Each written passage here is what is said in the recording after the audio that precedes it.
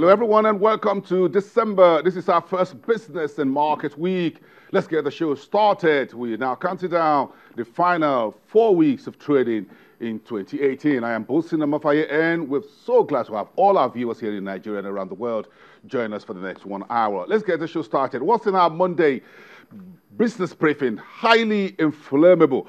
Petro Products Marketers says they're giving the Buhari's administration 1 week, 7 days technically, to pay up on the outstanding estimated $800 billion fuel subsidies. The marketers say workers' layoff and redundancies may happen in the industry or in their subsector, more specifically, as the unpaid subsidies cripple their operations and lenders or banks breathing down their necks. The Honorable Minister of Finance says the federal government is processing the marketers' payments via the reconfirmation of the promissory notes signed on by the National Assembly late September. And that's where we are for now. The marketers, both the independent and the majors, says they want their money paid in 7 days. And you've got, just a few days ago, the Minister of Finance says the money is not ready because the National Assembly just signed on in the last week of September, and we need to do a few more. They'll pay them in batches. There'll be a re-verification of others, but of course, no one has been paid yet. Now, the workers, all the companies within the downstream sector say they have 7 days. This is exactly what they do next. That is getting into the portfolio where the minimum wage conundrum is yet to be resolved. The Labour Congress says their patience is thinning out for the administration to make good on the 30,000 new minimum wage that was contained in the tripartite report presented to President Buhari in October. The government is yet to give its final word on that. How do we stand as far as the minimum wage issue is concerned? Different parties here taking a stand. The Industrial Court, as you may remember, has asked all parties in this issue to present their positions to the court in January 2019. That's next month. Meantime, the Labour Union says the federal government must implement the agreed wage within 1 month. So what's the government saying? No. Well, the report is being studied. No final word on what the final wage figure would be. The governors on their own still having their own issues with the Labour Congress. Is this the final word? No, it's not. So let's move on from there. Where are we? Where do we go next? Then we'll have the notice this morning by the Deposit Insurance Corporation. That's the undertaker in the financial services industry. Banks, to be more specific, NDIC says today issued a notice, says the agency is in the process of closing 42 microfinance banks and primary mortgage banks across the country. You may need to check the national dailies to find out if you have any of your microfinance bank or primary mortgage bank is going down the drain. The depositors, according to NDIC, are now being advised to visit these closed banks' addresses, the last known address you know, and meet with the NDIC officials who are there for the verification of your claims, and that starts today, Monday, December the 3rd, to Friday, December the 7th. Take note, everyone. And what's the good news on the table this morning? Oil prices surging. We saw the Brent at 62.25 early today at about 5 o'clock Nigerian time. The WTI, that's the U.S. oil, about 5% in the green territory. A very good weekend. Well, some good, not a bit of not nice news. OPEC meeting is going to take place, but Qatar has says it's quitting the cartel in January next year.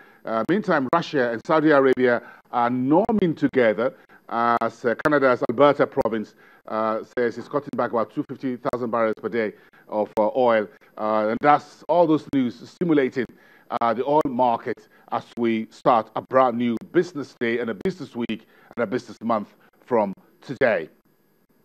Of course, you know, the crucial OPEC meeting is in Vienna, their capital, OPEC capital, on December the 6th. That's Thursday. This week, a very crucial meeting. Meantime, we got another good news from home, which is the Central Bank of Nigeria, PMI. That's the Purchasing Managers Index is out. November report showing a stronger reading at 58.4. That's much better than October's figure of 57.9. Non-manufacturing PMI also swings higher from 56.8 reading in October to a higher reading of 57.0 last month. All the 14 subsectors reported growth according to the central bank. You know, the best level of PMI reading, that's 50. Any figure above 50 shows you're in the morning. Any figure below 50 shows you're in the water. And that's showing a very better than expected reading of the PMI and non-PMI according to the central bank data for the month we just pushed behind us on Friday. The stock market finished off very nasty, 2.5% on Friday. That's the weekly report, but okay. Thank you very much, folks. We'll get to the market a little bit later on. Let's give way a little bit to one big news today. Nigeria is hosting the first AfrinTech, or what we call FinTech Festival. That is, all companies, institutions, organizations within the financial technology space will be talking about what they're doing in Nigeria and across Africa for the first time that Nigeria is hosting. Dr. Segun Ana is the president of FinTech Nigeria and is spearheading this evangelism of financial technology across the Pan-African space.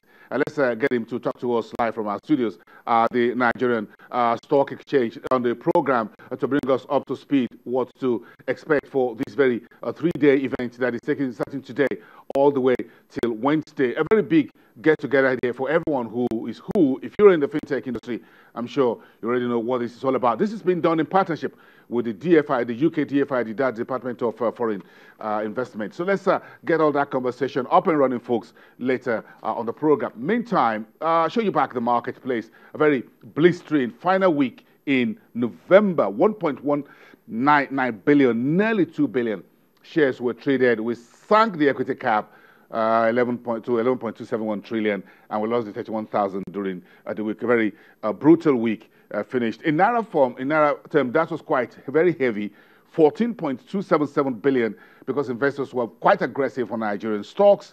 This, of course, you know, because of the pricing, we're still one of the undervalued stock markets on the African continent among the frontier exchanges. 15,000 or nearly 16,000 trades. If you go to the banking sector, go to the 5 most active sectors, and that's where you find the big sectors, and that's where the banking sector wrought nearly 3% decline on the market in the week we just finished.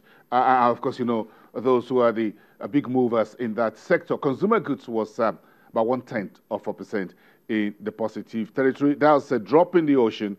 When you look at industrial goods, down 3.36%. If you look at the insurance sector, that's quite a lot of a step away from the banking sector, 4.71%. Continental Insurance, the news of Continental Ray African Investment acquiring all outstanding and issued shares of Continental Insurance PLC on our market at 2 Naira 4 kobo spoiled that sector for the whole of last week. Continental Insurance PLC gained the most, 33.33%, the most actively traded, and of course, the highest gainer on the market in the week we finished, sidestepping the brutal sell-off in the banking sector, as it were. Then, of course, the oil and gas as well. The oil and gas lost 5.12%. What's the story around the oil and gas? Of course, you know, we started the week with Seplat getting a very heavy haircut. So just flip that over and check through what happens in the oil and gas. Forte oil, this was a Friday figure coming through to you. Forte oil was 1.98% in the green territory, nearly half a million shares. 11 PLC, that's Mobile PLC, was 9.38% in the green territory, less than 70,000 shares to 175.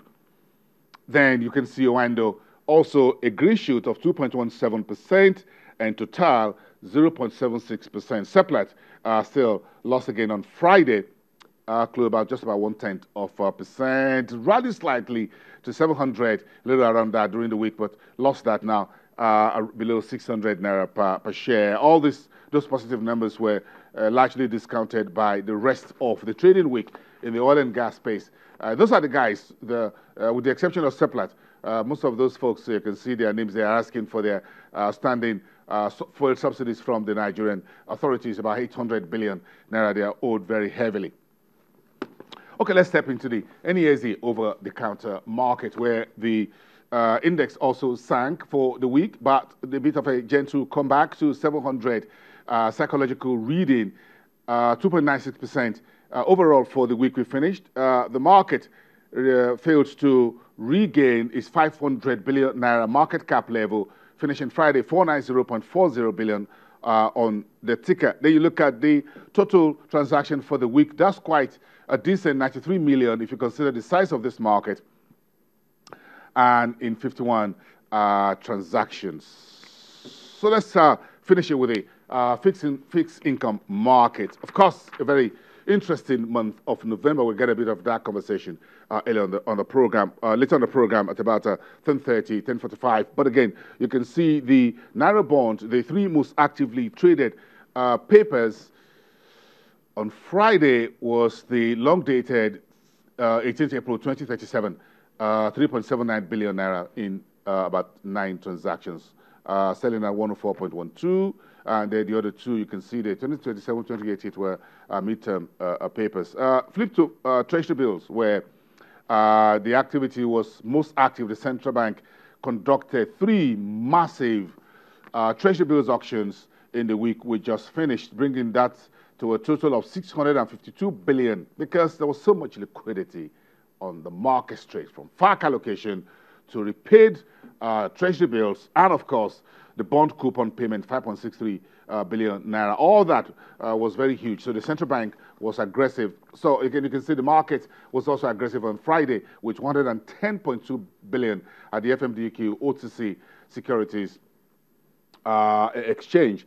You can see the bond maturing 28 November 2019 at 14.76%. It's a discount high. That's quite big, 25.1 billion. The next to that is maturing 28 December 2018. That's just about 3 weeks from now, or less, yes. 40 transactions for 13.25 billion.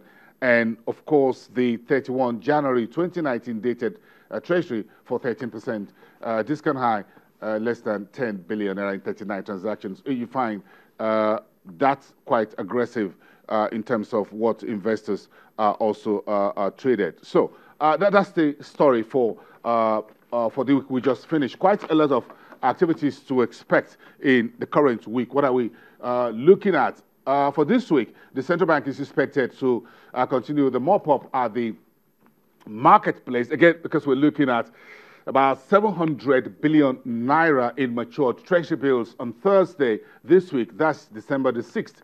When that happens, before that happens, the central bank, of course, will take some anticipatory step at the FX market and at the Treasury bills market between today and Wednesday. So that will start targeting the 684.8 billion naira set to mature on Thursday. So that's the big story. For the rest of the month, we told you earlier, you expect a raft of economic data this month to wrap up the year. There's nothing on the calendar of the statistics office about the GDP, but of course we expect some labor statistics later in the month. Inflation will be coming through in about 2 weeks from now. You need to keep your eye on that. And of course, your regular in the oil and gas sector, the transportation data, as well as the telecommunications industry report. All of that will make up for this month. We're wrapping up the year.